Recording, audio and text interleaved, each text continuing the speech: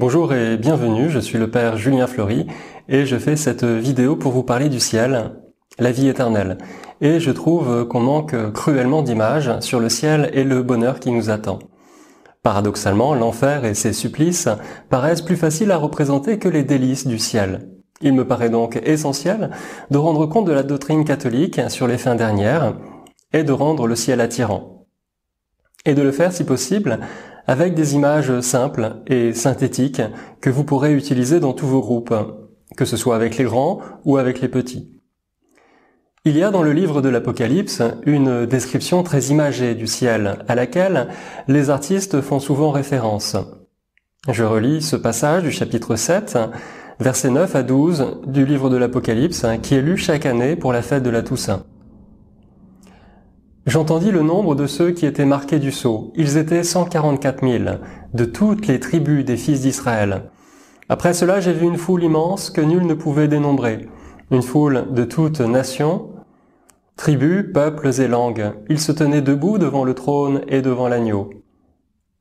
Tous les anges se tenaient debout autour du trône, autour des anciens et des 4 vivants.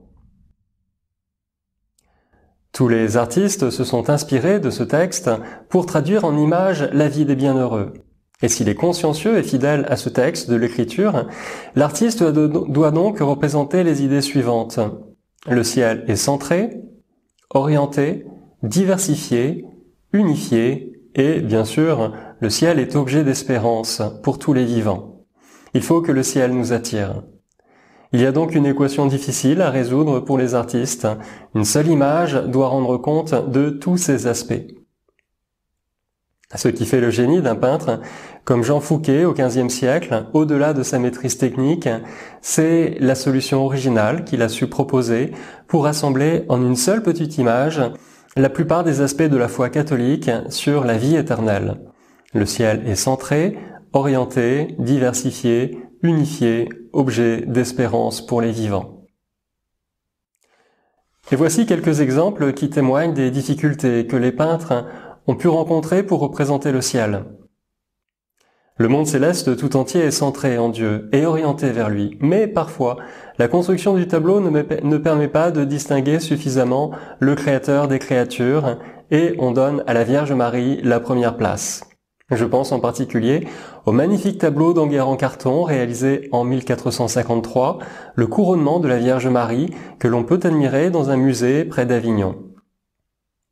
Même si le projet du peintre de représenter le couronnement de la Vierge Marie est tout à fait louable, en toute rigueur, il faudrait placer la Trinité au centre du ciel et non la Vierge Marie. Autre difficulté pour ces peintres qui veulent représenter le ciel, tenir ensemble communion des saints et diversité des états de vie. Le ciel est centré, unifié, mais il est aussi organisé, hiérarchisé, tout comme pouvait l'être la société du Moyen-Âge, dont l'œuvre est le fidèle reflet.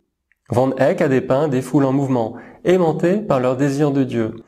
Mais tout près du but et de l'agneau immolé, les saints, répartis en différents groupes, paraissent bien peu unifiés.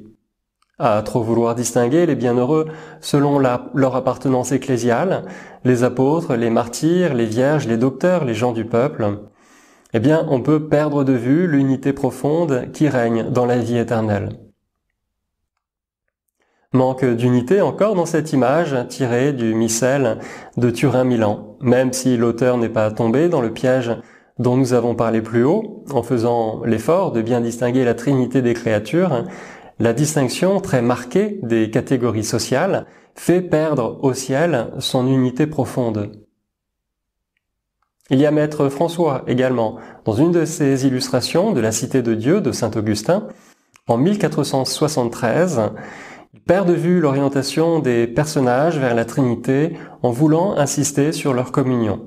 On a l'impression que les personnages sont bien ensemble, mais ne sont pas tellement intéressés par ce qui se passe au-dessus d'eux, où la Trinité se manifeste pourtant.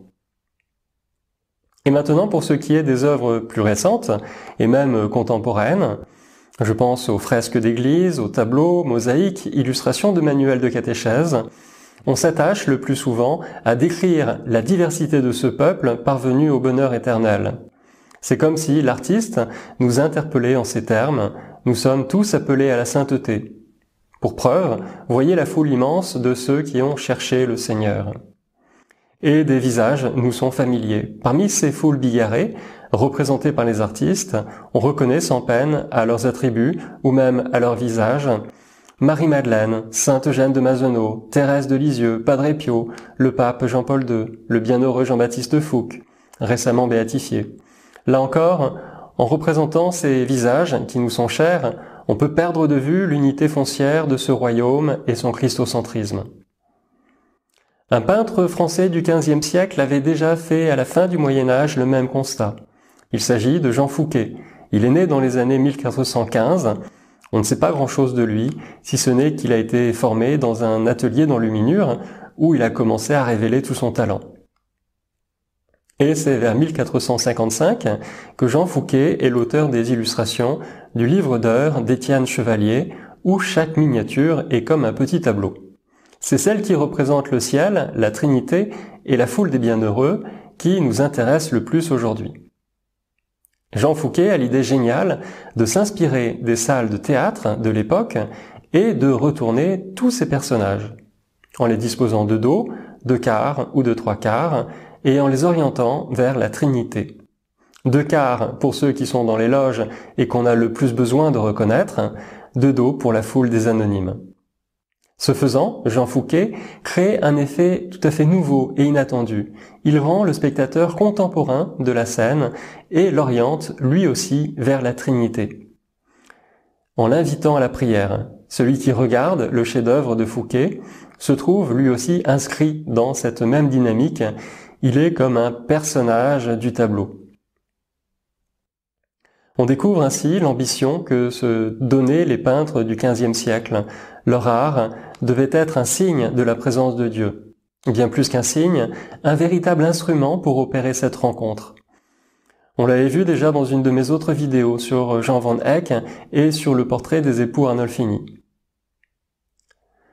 Ici, Fouquet nous ouvre comme une porte vers le ciel. Il nous invite à rentrer dans la joie des bienheureux, à nous orienter vers Dieu.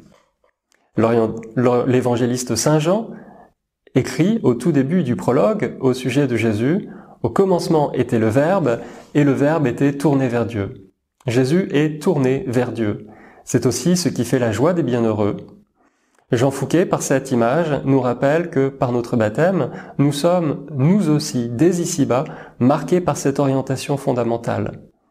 Nous pouvons déjà goûter quelque chose de la vie éternelle parce que nous sommes, par notre baptême, eh bien, dans cette dynamique, nous sommes tournés vers Dieu, prédisposés à être tournés vers Dieu. Voilà, j'espère qu'avec ces quelques images, vous aurez un petit peu plus d'outils pour évoquer les réalités d'en haut, la vie éternelle, le royaume de Dieu, avec tous les groupes que vous pouvez accompagner.